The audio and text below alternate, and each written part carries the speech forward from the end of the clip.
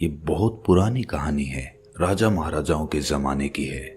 एक सम्राट का छोटा बेटा बड़ा उपद्रवी था। सम्राट की कोई बात ना सुनता, बहुत शैतानी करता और वो सम्राट बड़ा ही क्रोधी था। एक दिन अपने बेटे की शैतानियों से तंग आकर उसने अपने बेटे को घर से निकाल दिया। सम्राट के मंत्री उसे कहीं दूर छोड़कर आ गए। उस वक्त सम्राट का बेटा मात्र 8 साल का था। अब उस बच्चे के लिए बड़ी मुश्किल हो गई। अब राजा का बेटा अगर राजा ना रह जाए तो उसे और कोई कला तो आती ही नहीं है सिवाय भीख मांगने के।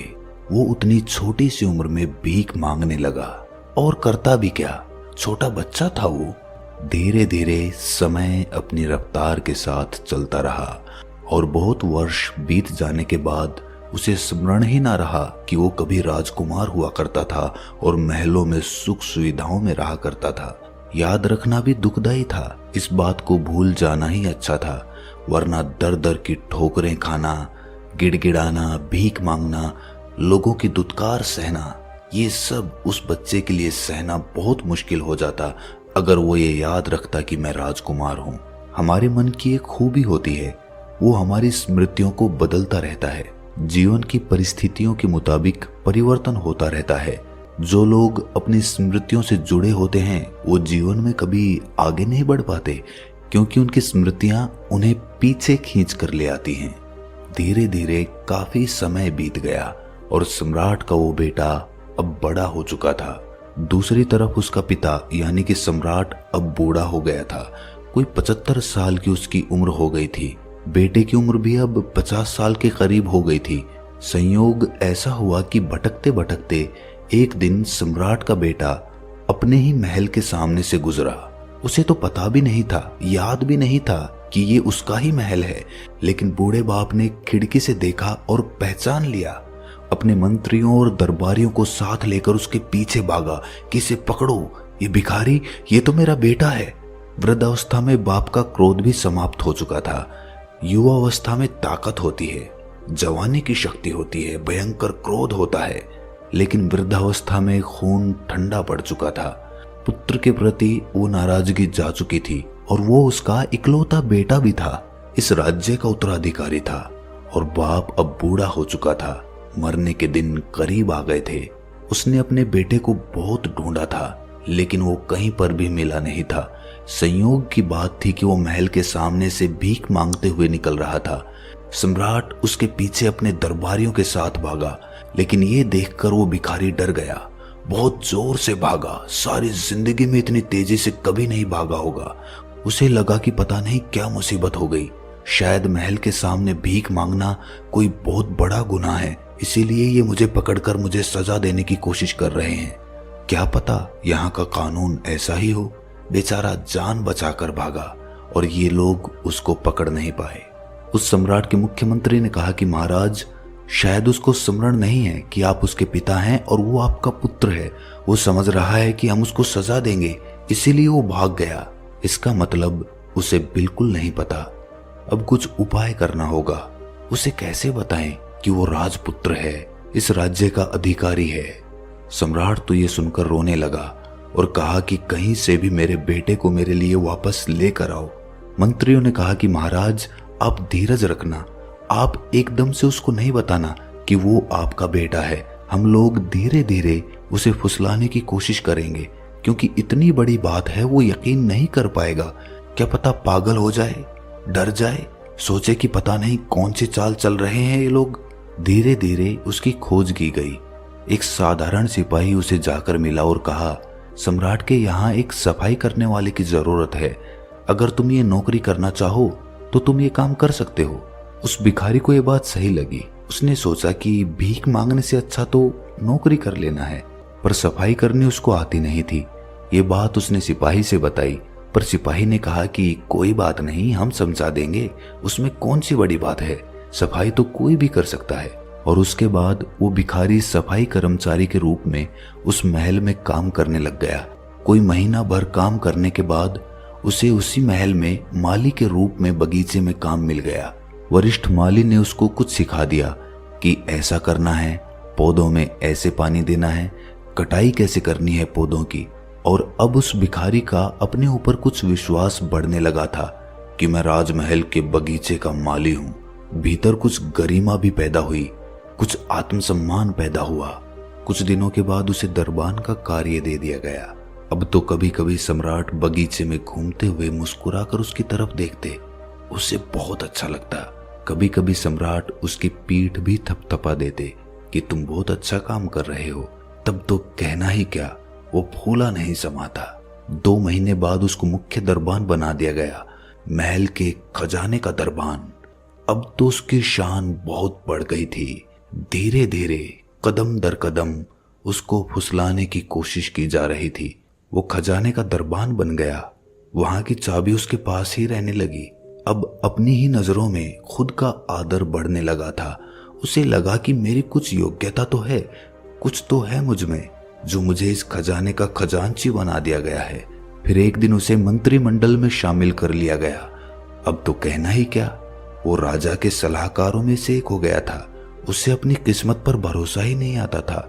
और एक दिन प्रधानमंत्री ने कहा कि मैं बहुत बूढ़ा हो गया हूं, मेरी उम्र हो गई है और हिंदू धर्म की प्रथा के अनुसार अब मैं ये पद छोड़ना चाहता हूं और संन्यास्त होना चाहता हूं, और मैं अपनी जगह इस योग्य उम्मीदवार को प्रधानमंत्री बनाने की सिफारिश करता हूं।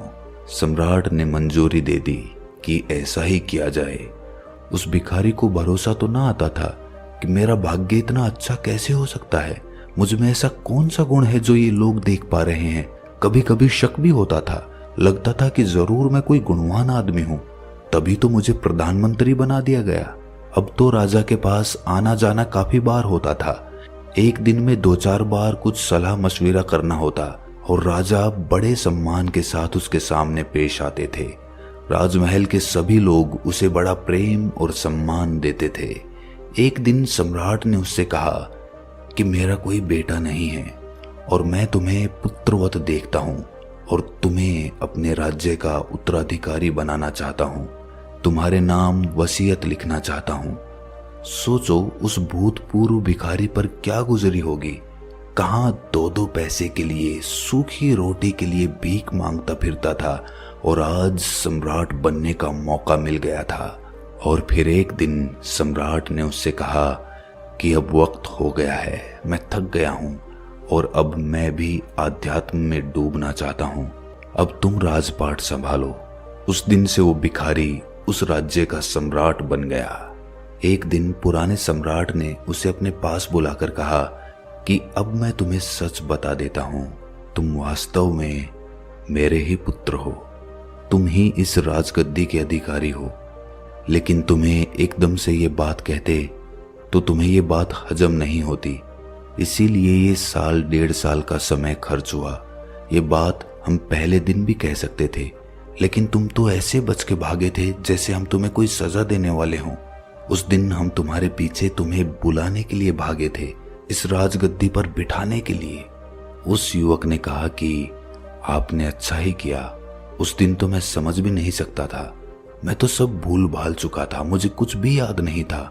आज आप कह रहे हैं तो हल्की हल्की स्मृति आती है। राजमहल की दीवारों को देखकर, खिड़की दरवाजों को देखकर लगता है कि पहले भी कभी देखे हुए हैं। साफ साफ नहीं लेकिन धुंधली धुंधली स्मृति आती है। जब वो युवा सम्राट बन गया, गद्दी पर बैठ गया, सम्राट घोषित हो गया, इसके बाद भी उसको रात को कभी कभी सपने आते थे। वो भीख मांगने लगता था अपने सपनों में। लंबे समय तक, कोई 4-5 दशक उसी भांति उसने जीवन जिया था। दिन में तो सम्राट हो जाता, रात में फिर सपनों में भिखारी हो जाता। डरावने सपने आते कि कहीं भीख मांग रहा है और किसी ने उसे धक्का मारकर वहां से हटा दिया, दुत्कार दिया, अपमानजनक शब्द कह दिए। बीमार है और इलाज के लिए पैसे नहीं हैं, बरसात हो रही है और सर छुपाने के लिए छप्पर नहीं है। बड़ी तकलीफों के दिन याद आते उसे सपनों में। दिन में तो सम्राट हो जाता था, चेतन मन तो उसका मान गया कि मैं सम्राट हूं। वो भी 1.5 साल में माना था, धीरे धीरे एक तरकीब से माना था, नहीं तो उस चेतन मन को मनाना भी बड़ा मुश्किल था। लेकिन अवचेतन मन पिछले 50 सालों का, वो कैसे माने? वहां जो रेखाएं खिंची थी, जो स्मृतियां पड़ी थी, वो बहुत प्रगाढ़ थी। अपने बेटे की ये हालत देखकर उसके बूढ़े पिता ने एक इंतजाम किया। एक सन्यासी को बुलाया, उसको बताया कि समस्या क्या है। उसने उसको बताया कि ये दिन में तो राजा जैसा व्यवहार करता है, लेकिन सपने में फिर से भिखमंगा हो जाता है, रात भर दुखदाई सपने देखता है। इसके जीवन की कहानी 2 हिस्सों में बट गई।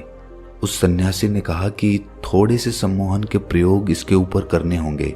अवचेतन मन तक ये धारणा बिठानी होगी कि ये सम्राट है। अवचेतन मन को अभी तक यही लगता है कि ये भिखारी है। उस सन्यासी ने कोई 3 महीने रोज उस पर प्रयोग किए।